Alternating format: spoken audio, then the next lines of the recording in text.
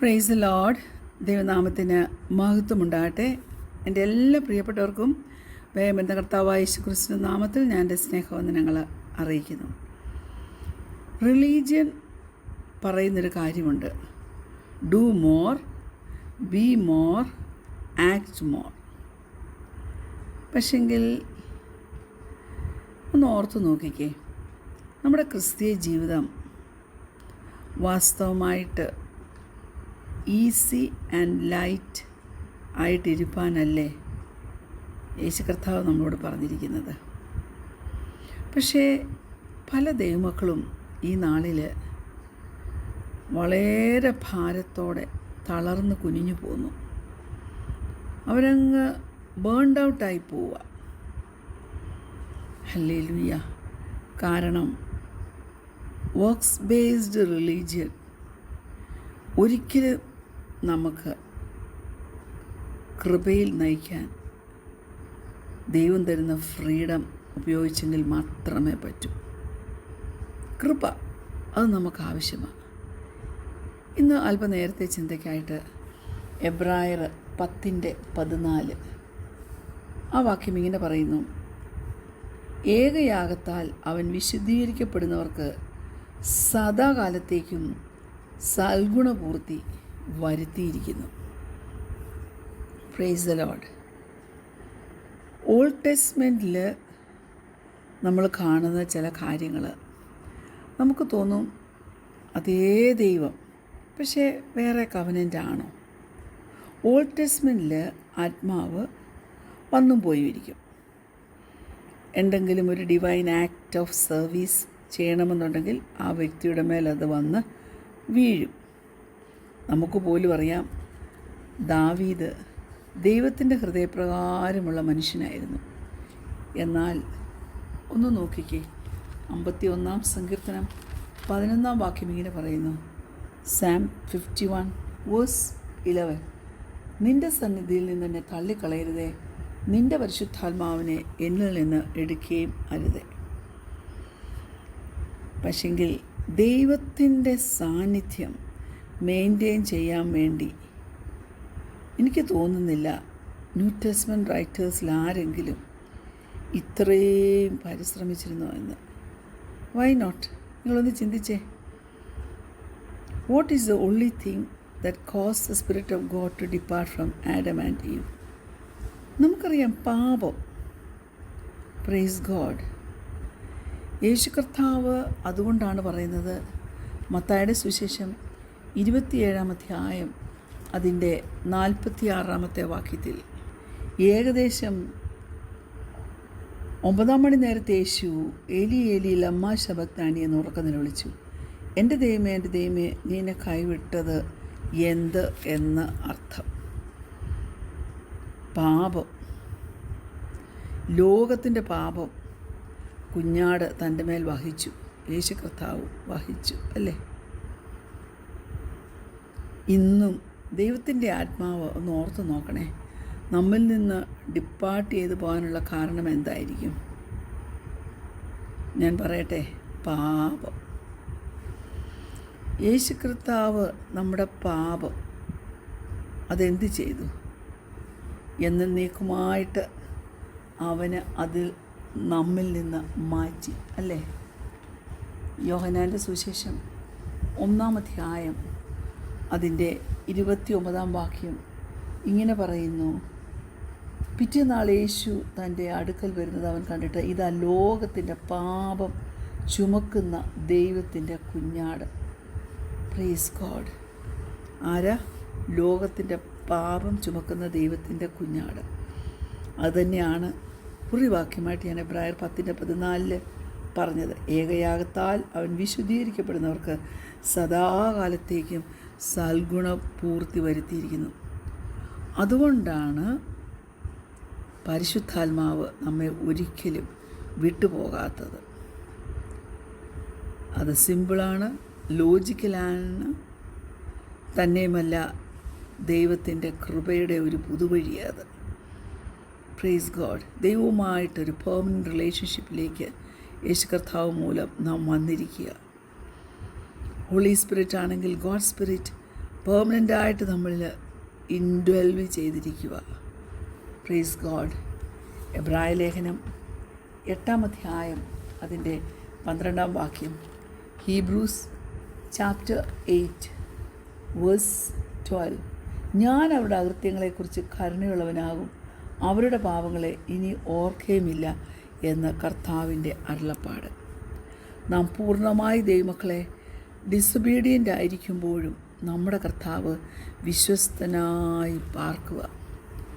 പരിശുദ്ധാത്മാവിനെ, hallelujah, the Holy Spirit is sealed within us forever and he will never leave us nor forsake us.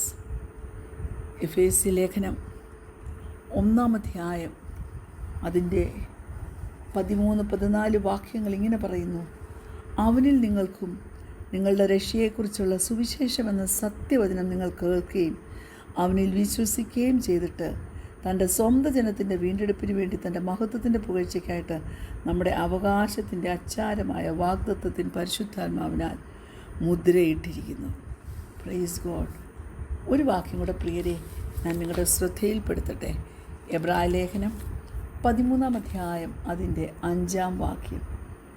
നിങ്ങളുടെ നടപ്പ് ദ്രവ്യാഗ്രഹമില്ലാത്തതായിരിക്കട്ടെ, ഉള്ളതുകൊണ്ട് തൃപ്തിപ്പെടുവീൻ. ഞാൻ നിന്നെ ഒരു നാളും കൈവിടുകയില്ല, ഉപേക്ഷിക്കുകയുമില്ല എന്ന് അവൻ തന്നെ അരുളി ചെയ്തിരിക്കുന്നുവല്ലോ. അതുകൊണ്ട് ഞാൻ ചോദിക്കട്ടെ, ഇതിൻ്റെ എല്ലാം റിസൾട്ട് എന്തായിരിക്കണം? Praise God. We breathe a big sigh of relief. Hallelujah. ഈ പുതിയ കവനന്റ് വളരെ അത്ഭുതത്തോടെ നമുക്ക് സെലിബ്രേറ്റ് ചെയ്യാമേ. We relax in the grand beauty of God's perfect promise. ദൈവത്തിൻ്റെ പെർഫെക്റ്റായിട്ടുള്ള പ്രോമിസ് അത് എത്ര വലുതാ, നമുക്ക് എത്ര സന്തോഷം തരുന്നതാ. ഹല്ലേലൂയ. എബ്രായ ലേഖനം 9-ാം അധ്യായത്തിൻ്റെ 19-ാം വാക്യം ഇങ്ങനെ വായിക്കുന്നു. ഹീബ്രൂസ് ചാപ്റ്റർ 9 വേഴ്സ് 19 ഇങ്ങനെ പറയുന്നു. Praise God. മോശ ന്യായപ്രമാണപ്രകാരം കൽപ്പനയൊക്കെയും സകല ജനത്തോടും പ്രസ്താവിച്ച ശേഷം പശുക്കിടാങ്ങളുടെയും ആട്ടുകൊറ്റന്മാരുടെയും രക്തത്തെ വെള്ളവും ചുവന്ന ആട്ടുരോമവും ഈ സോപ്പുമായി എടുത്ത് പുസ്തകത്തിന്മേലും സകല ജനത്തിന്മേലും തളിച്ചു. Praise God. ഹല്ലേലൂയ. വളരെ ക്ലിയറാ അല്ലേ? ചിലവർക്ക് തോന്നുമല്ലോ ഓൾഡ് ടെസ്റ്റ്മെൻ്റ് മെസ്സിയാണെന്ന്. എന്നാൽ എല്ലാ സ്ക്രോൾസിന്മേലും മോശ ബ്ലഡ് സ്പ്രിങ്കിൾ ചെയ്തു. ഞാൻ പറയട്ടെ, ഓൾ ഓവർ ദ പീപ്പിൾ. ആമേൻ. ആ മെസ്സി സിസ്റ്റം ഹല്ലേലൂയ ആണോ ഇന്ന്? വളരെ പ്രധാനപ്പെട്ടൊരു കാര്യം നാം മനസ്സിലാക്കിയിരിക്കേണ്ടത് 9-ാം അധ്യായത്തിൻ്റെ 22-ാം വാക്യം. Hebrews chapter 9 verse 22. ന്യായപ്രമാണപ്രകാരം ഏകദേശം സകലവും രക്തത്താൽ ശുദ്ധീകരിക്കപ്പെടുന്നു, രക്തം ചൊരിഞ്ഞിട്ടല്ലാതെ വിമോചനമില്ല. There is no forgiveness without blood being shed. Hallelujah. ദൈവമക്കളെ, ഒരു കാര്യം ഓർക്കണമേ, രക്തത്തിന് മാത്രമേ ഫോർഗീവ്നെസ് കൊണ്ടുവരാൻ പറ്റത്തുള്ളൂ. യേശു കർത്താവ് ഒരിക്കലായി തൻ്റെ രക്തം ചിന്തി. ഇനി അത് റിപ്പീറ്റ് ചെയ്യേണ്ട ആവശ്യമില്ല. It needs no repeat. എന്നേക്കുമായി നമ്മുടെ പാപങ്ങളെ അവൻ മോചിച്ചിരിക്കുക. ഹല്ലേലൂയ. യേശു കർത്താവ് ഓരോ ദിവസവും is he dying daily? Praise God. We are in being forgiven daily, little by little. എബ്രായ ലേഖനം 9-ാം അധ്യായം 25 മുതൽ ഉള്ള വാക്യങ്ങൾ പ്രിയ ദൈവമക്കളെ ഒന്ന് മനസ്സിലാക്കാൻ ശ്രമിച്ചേ. മഹാപുരോഹിതൻ ആണ്ടുതോറും അന്യരക്തത്തോടുകൂടെ വിശുദ്ധ മന്ദിരത്തിൽ പ്രവേശിക്കുന്നത് പോലെ അവൻ തന്നെത്താൻ കൂടെ കൂടെ അർപ്പിപ്പാൻ ആവശ്യമില്ല.